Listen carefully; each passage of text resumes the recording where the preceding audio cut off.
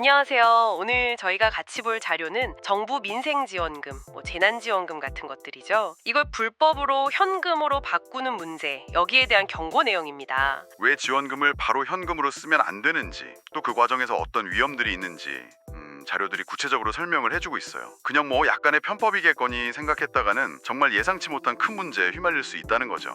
법적인 처벌 내용이 정확히 뭔지, 또 그 현금화해준다는 업자들, 이 사람들이 이용하면 어떤 사기 위험이 있는지, 그리고 만약 걸리면 어떤 불이익이 따르는지, 이걸 좀 명확하게 파악해 보려고 합니다. 이게 생각보다 훨씬 더 심각한 결과를 가져올 수 있다는 점이 좀 주목해야 할 부분 같아요. 우선 법적인 문제부터 좀 짚어주시죠. 가장 중요한 건 이게 명백히 불법 행위라는 겁니다. 형법상 사기죄 또는 보조금 관리에 관한 법률 위반으로 형사처벌까지 가능하다고 나와 있어요. 게다가 뭐 지자체 조례나 공공재정 환수법 이런 거에 따라서 지원금 당연히 돌려줘야 하고요. 벌금 성격의 추가 제재금까지 내야 할 수도 있습니다. 굉장히 엄격하게 다루는군요. 아니 근데 왜 이렇게까지 엄격한 건가요? 지원금이니까 뭐 좀 편하게 쓸 수도 있지 않나 이렇게 생각할 수도 있을 것 같은데요? 그게 바로 이 지원금의 원래 목적하고 관련이 깊습니다. 이 지원금은 당장 어려운 분들 돕는 것도 있지만 특정 지역 안에서 돈이 돌게 해서 소상공인분들이나 지역 경제를 좀 살리려는 목적이 크거든요. 근데 이걸 현금으로 바꿔버리면 그 정책 목표 자체가 그냥 사라지는 거잖아요.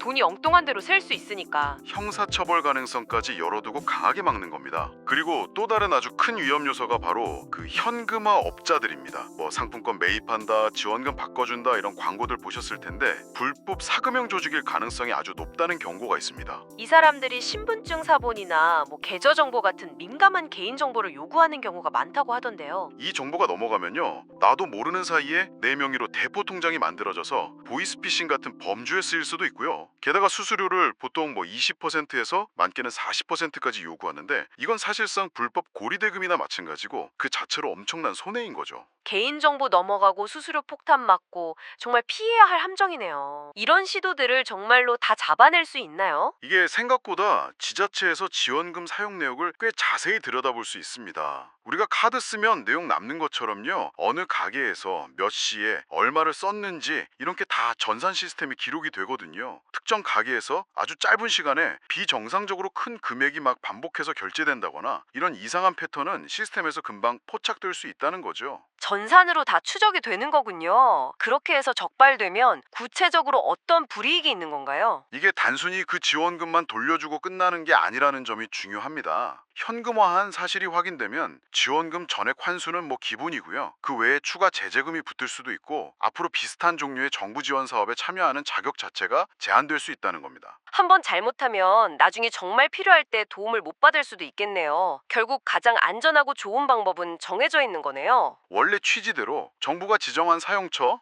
마트나 식당, 병원, 약국 같은 곳에서 생활에 필요한 물품 사거나 이렇게 직접 쓰는 게 원칙이고 가장 좋은 방법입니다. 이 지원금은 결국 지역 경제를 위해서 직접 사용될 때 그 의미가 가장 크고요. 추적 시스템 때문에 불법적인 시도는 발각될 가능성이 상당히 높다는 점을 꼭 기억하셔야 합니다.